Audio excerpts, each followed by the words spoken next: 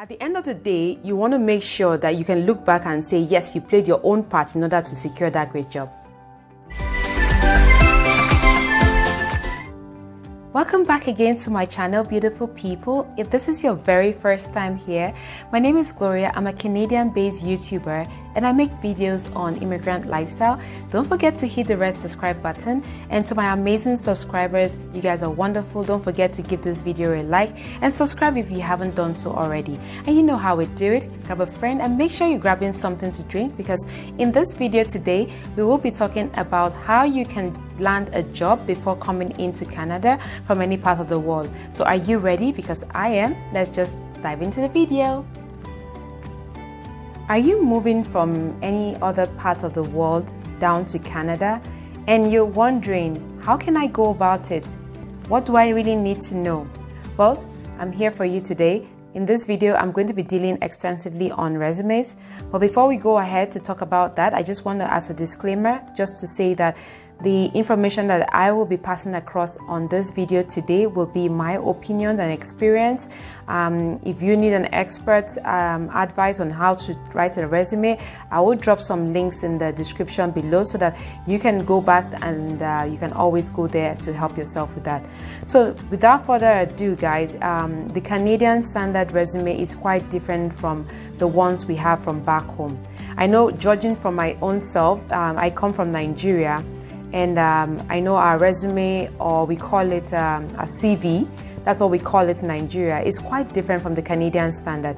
And the one thing you need to know is that the Canadian resume, they don't actually need all that personal information, like your date of birth, maybe your picture, and personal things like that. What is needed on a resume is just you trying to show an employer that you're fit for this job. And I'm going to break this down to you so that you can kind of understand where I'm coming from. On a resume, the maximum you need on a resume will be just two pages, and that's it. Some persons have like 3 pages, 4 pages. It's just too much information. A recruiter doesn't need to go through all of that. They'll just get tired and fed up and they'll just fling your resume in one place. And you don't want that to happen to you, right? So what do you need to have on your resume? First and foremost, you need to have your contact information. Your contact information is just simply your name, your address, a phone number, an email address, and I also recommend having your LinkedIn profile on your resume as well. And then when you go to the next paragraph or the next heading, it should be your professional summary. The professional summary area, this is where you say or you speak about who you are, what you bring to the table, and how you're going to help that organization to grow. I can read you an example of my own resume so that you can get an idea of what the professional summary sounds like. Do you want me to read it? Okay, I'll read it for you.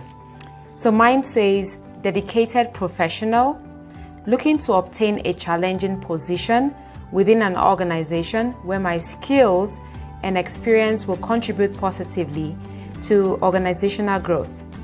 Reliable and driven with well-rounded background in optimizing internal performance. So here I've just told the recruiter that I'm going to add value to the organization that I want to work for.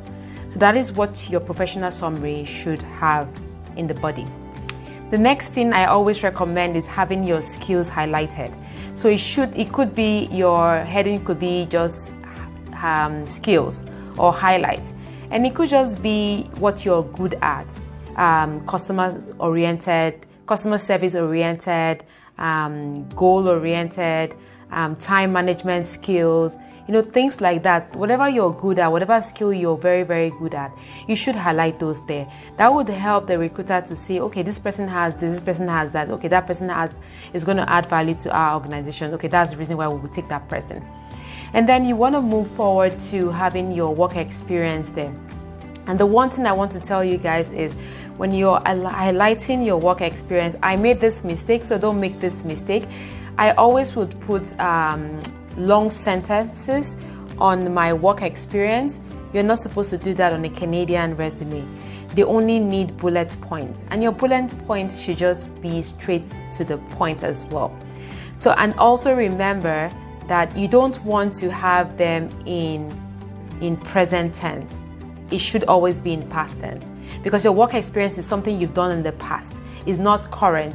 So I've seen so many people, and I must say this right now, that I took a course in human resources in college, and so I've been trained on how to write a good resume. So I'm speaking from my own experience. So if I see a resume today, I should be able to say for certain that, Gloria, there's something not right with this resume. Okay. So now I'm going to read to you something that I've seen on certain resume, and I want you not to do that. When you're talking about what you've done in the past on your work experience, don't say things like this: addressing urgent matters appropriately as they come. Why don't you fine-tune it to past tense and make it addressed? So your verb should be in the past, not present. So addressing seems that you're still doing it, but addressed means that you did it in the past. I don't know if I'm making sense. Do you understand where I'm coming from?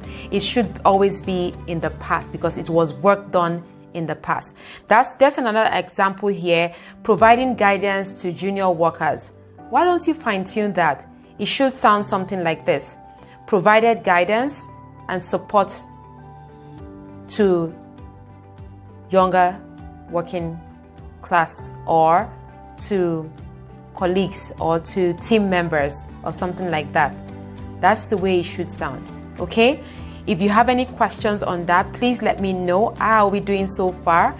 Don't forget to give this video a thumbs up, and if you haven't yet subscribed, please hit the subscribe button right now.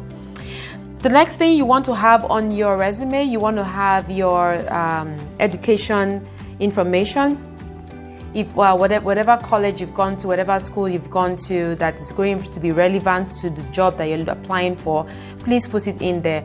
And you know, the one thing with the Canadian resume, when they see gaps, they kind of want to question you. Why are there gaps? So if you want, ensure that you don't have gaps on your resume. And there's something that I need to go back to, and you guys need to understand this.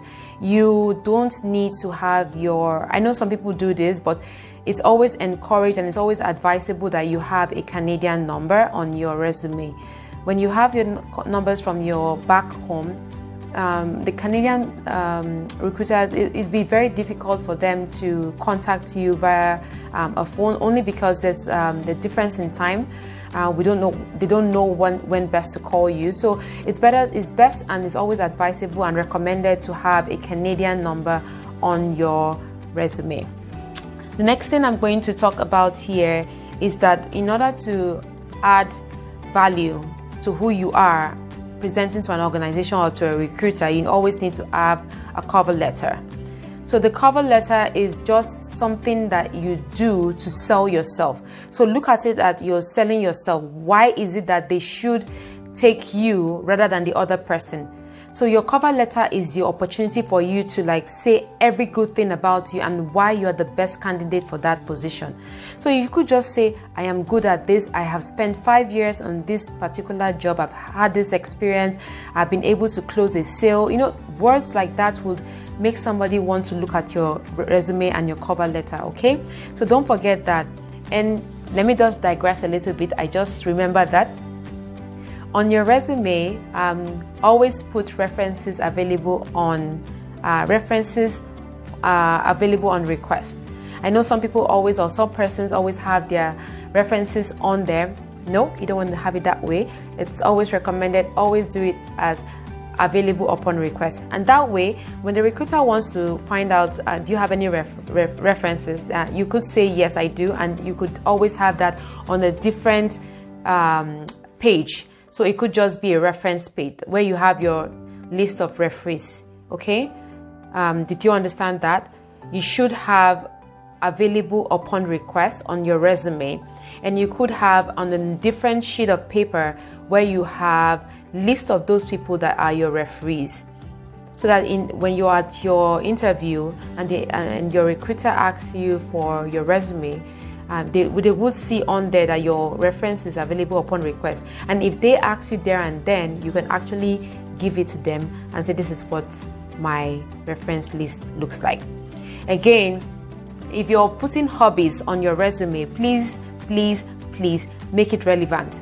Don't just put traveling or meeting new friends. It has to be relevant. And if you're also trying to apply for different jobs, always tailor your resume to each job.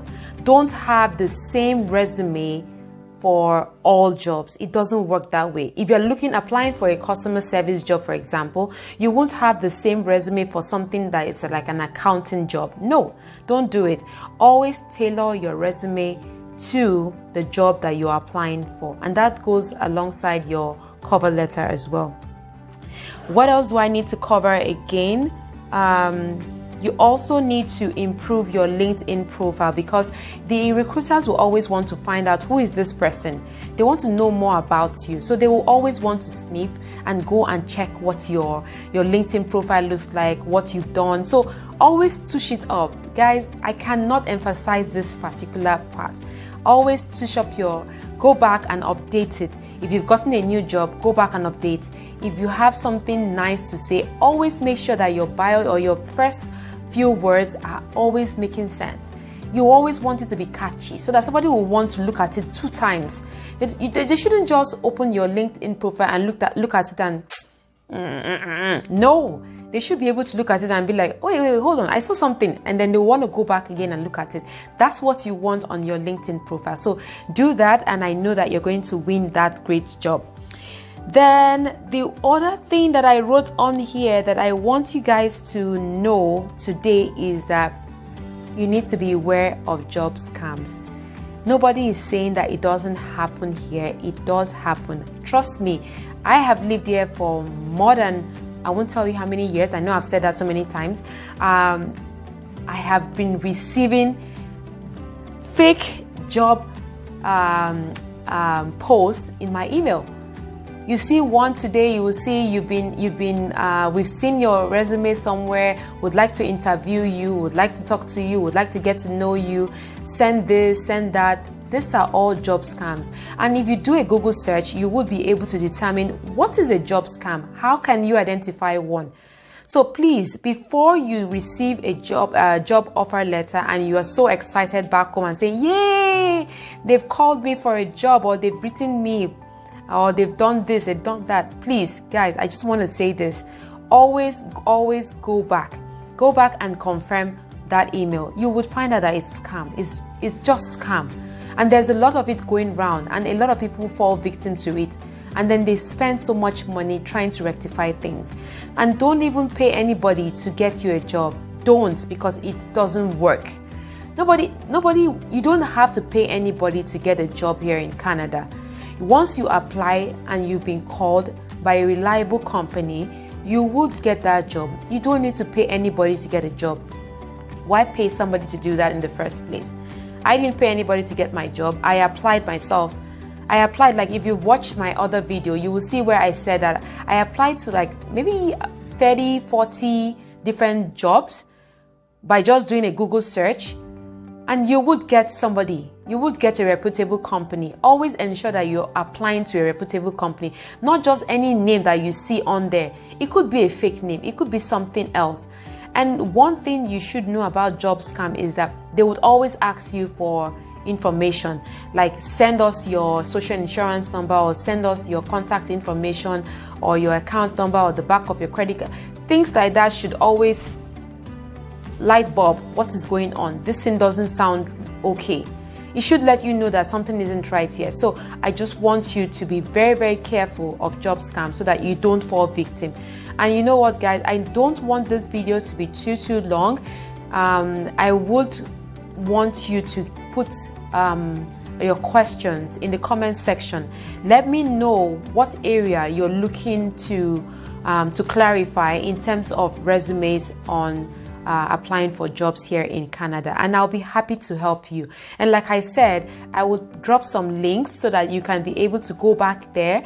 It will be on the description, in the description box, so that you can always click on it, and then you'll be able to access information that I've been talking about today. And guys, I know it's going to be very hard, but you will be able to make it. You will be able to succeed in landing your first job. here in Canada, and I'm wishing you all the best in your endeavors. And always feel free to hit me up, send me a message, and I'll always get back to you. And this is me saying thank you so much for watching this video. Don't forget to subscribe if you haven't yet done so. Share my video to anybody who you think might be of interest to. Anyone who is coming to Canada, or anybody who is in Nigeria or Africa who is intending to come, or who is wondering how they can apply for a job here and things that they need to know about before doing so. So until I see you in my next video, have a good day.